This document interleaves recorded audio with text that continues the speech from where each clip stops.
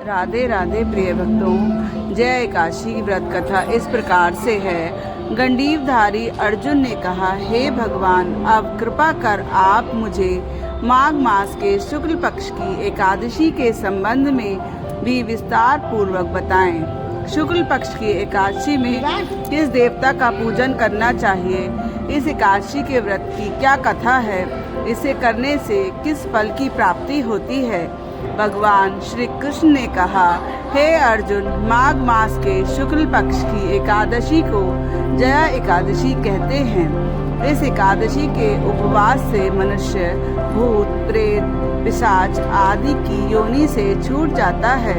अतः इस एकादशी के उपवास को विधि पूर्वक करना चाहिए।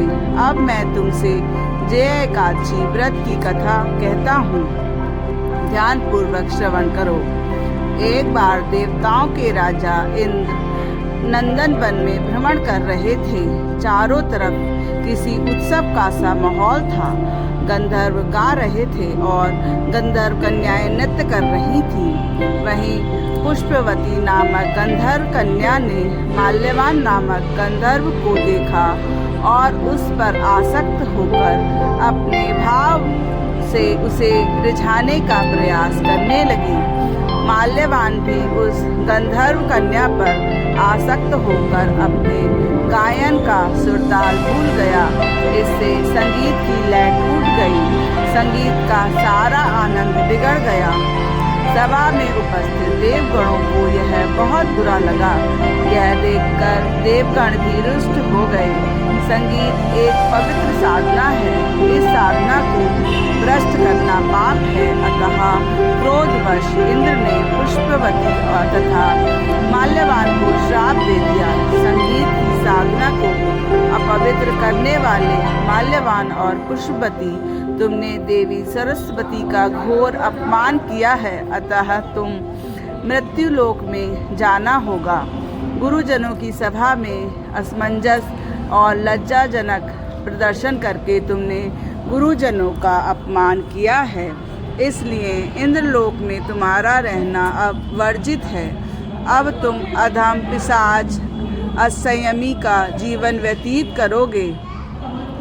देवेंद्र का श्राप सुनकर वे अत्यंत दुखी हुए और हिमालय पर्वत पर पिशाच योनि में दुखपूर्वक जीवन यापन करने लगे। उन्हें गंध रस स्पर्श आदि का तनिक भी बोध नहीं था। वहीं उन्हें असहनीय दुख सहने पड़ रहे थे। रात दिन में उन्हें एक क्षण भी नींद नहीं आती थी। उस स्थान का वातावरण अत्यंत शीतल था, जिसके कारण उनके रोम खड़े हो जाते थे, हाथ पैर सुन्न पड़ जाते, दांत बजने लग जाते थे। एक दिन उस पिशाच ने अपनी स्त्री से कहा, ना मालूम हमने पिछले जन्म में कौन से पाप किए हैं, जिसके कारण हमें इतनी दुखदायी यह पिशाच योनि प्राप्त हुई है। पिशाच योनि से नरक के दुख सहना कहीं अधिक उत्तम है। इसी प्रकार के अनेक विचारों को कहते हुए अपने दिन व्यतीत करने लगे। भगवान की कृपा से एक बार माघ के शुक्ल पक्ष की जया एकादशी के दिन इन दोनों ने कुछ भी भोजन नहीं किया और ना ही कोई पाप कर्म किया। उस दिन मात्र फल फूल खाकर ही दिन व्यतीत किया और महान दुख के कारण पीपल के वृक्ष के नीचे विश्राम करने लगे। उस दिन सूर्य भगवान अस्त्राचल को चले जा रहे थे। वह रात उन दोनों को एक दूसरे से सटकर बड़ी कठिनाइता से काटी। दूसरे दिन प्रातःकाल होते ही प्रभु की कृपा से उनकी पिशाच योनि से मुक्ति हो गई और पुनः अपनी अत्यंत सुंदर अप्सरा और गंधर्व की देह धारण करके तथा सुंदर वस्त्र आभूषणों से अलंकृत होकर दोनों स्वर्गलोक को चले गए। उस समय आकाश में देवगण तथा गंधर्व इनकी स्तुति करने लगे।